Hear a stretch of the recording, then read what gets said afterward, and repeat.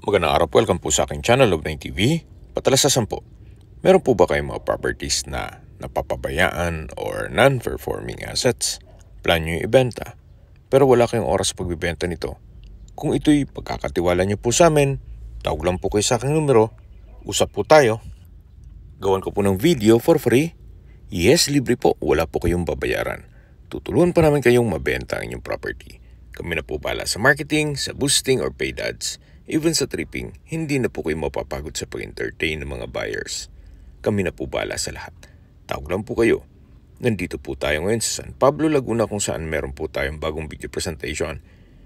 Isang farmhouse na may lot area na 623 square meters. Ito po ay corner lot. Ito pong binabaybay natin ay private road na kung saan hindi pa siya develop. Buong property po ay nakabakod na ng cyclone wire. May access na rin po dito ng tubig, kuryente at internet provider. Gawa ng marami na rin pong kabahayan dito. Napakatahimik po ng lugar, sariwang hangin. At sa klima naman po, banayad lang, hindi naman siya ganun kainit at hindi naman ganun kalamig. Ang property line po ay hanggang dito sa dulo. Dito sa may maliit na structure na kung saan ito po yung guest house. Buo na rin po yan pero kailangan ng retouch na lang. So mula po dito sa gate na to, yan po yung private road. Pag diretso po yan, na gaya ng sabi ko sa inyo kanina, hindi pa siya develop. Kaya hindi pa ganun ka-visible yung daan. Dito po sa loob ng property ay meron pong deep well. Kaya meron po siyang source of water. At nakakonect na po sa mga tubo sa loob ng bahay. May ilang fruit-bearing trees din po, gaya ng lansones na kung saan meron pong 6 na puno at meron din pong Indian mango. Tungkol naman po sa dokumento nito, ito po ay tax declaration at ready na po for titling kung sino man ang makakabili. Hindi na po pinalipat ni owner sa kanilang pangalan para direct na po sa makakabilin to. Ang reason for selling, may pagbabago po sa kanilang mga plano kaya binebenta itong kanilang bahay bakasyunan. Actually, kakagawa lang po nito at hindi pa totaling finished. Ito po yung harapan ng bahay. Meron na pong window frame. Then dito naman ay may security grill. Ang kulang na lang po dito ay yung salamin. At ito naman po yung main door na kung saan ito yung solid wood. Then dito naman po yung kitchen at dining area. Sa dulo po ay yung living area o salas. Kung hindi po ako nagkakamali, magiging glass walls and windows po ito. Napaganda po sana ng disenyo. Tungkol naman po sa plano nito, siguro pwede nating hingin kay owner para masundan nyo kung ano man ang mga gagawin pa. Bali po, ito po ay high ceiling, mga 16 feet po. Yan po ang nabanggit sa akin ni owner. At ang house foundation po ay provision for second floor. Ito po yung kitchen countertop na meron pong tiled kitchen wall. At dito naman po yung hallway papunta sa mga kwarto. Ito po yung master's bedroom, naka-solid wood door na siya. Then malaki naman po ang espasyo nito. Yan po, high ceiling siya. Then customize ang window. Kulang na lang po ay salamin. Meron din po itong sariling toilet and bath. Naka-tiled bathroom wall. Then may bathroom window. At bago pa po ang water closet. Labas po tayo. So yan po, tunghayin niyo po ulit itong master's bedroom.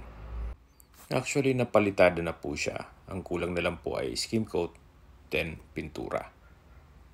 So labas po tayo. Balik po ulit tayo dito sa hallway. At ito naman po yung common bedroom. High ceiling din po. Then may customized window.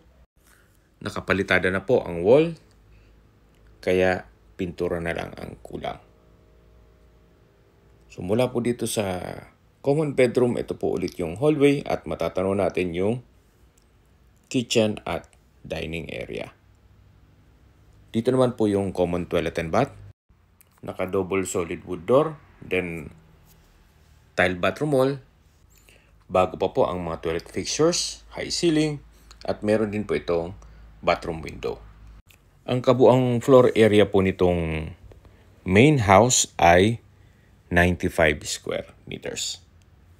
Dito sa part na to, ang kulang po ay ceiling, then pintura ng walls. Actually, kung industrial concept, pwede pa naman ang pagka-finish na yan. At dito na po yung living area o salas. Meron pong steel gate na papunta naman dito sa bakanteng lote na pwede pong lagyan ng swimming pool. Or kung di naman, pwede pa po kayong magtanim dito. Kung mahilig kayo mag-garden o mag-alaga ng free-range chicken o kung anumang hayop na pwede nyong mapagdibangan. Yan po yung mga puno ng lansones at sa dulo po yung puno ng Indian mango. Patag na patag po ang lupa, kaya usable po lahat. Wala pong masasayang. Ito po yung bomba ng tubig at matatanaw natin yung perimeter fence na paikot na yan sa buong property. Habang naglilibot po tayo, summarize ko lang po sa mga nag-skip ng video, ito pong property ay nasa San Pablo, Laguna. May lot area po ito na 623 square meters. Ito po ay corner lot at along private road. Ang dokumento po nito ay tax declaration at ready na for titling. Meron pong dalawang structure, isang main house na kung saan may floor area ito na 95 square meters.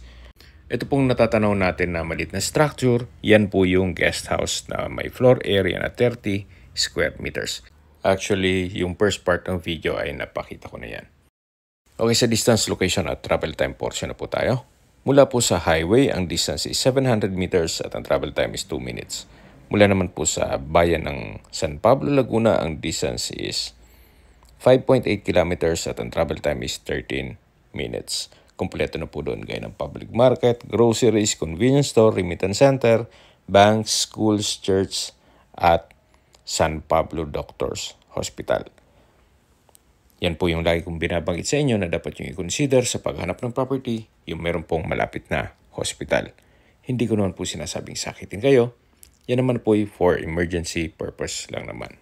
Hindi po natin mapasok tong guest house gawa ng ginawa nilang stock room. Mula naman po sa SM San Pablo, ang distance is 8 kilometers at ang travel time is 16 minutes.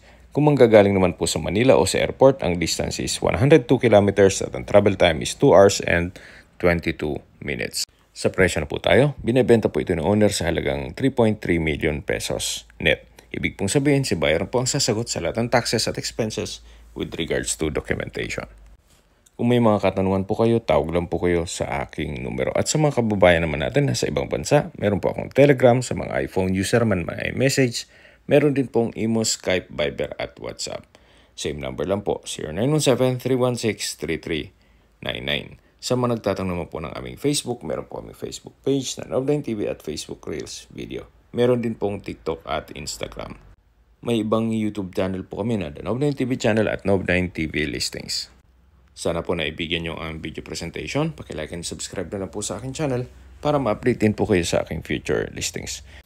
Kung sakali po hanap nyo yung mas malaking sukat na lupa, meron din po kami ibang listings na pwede nyong pagpilian.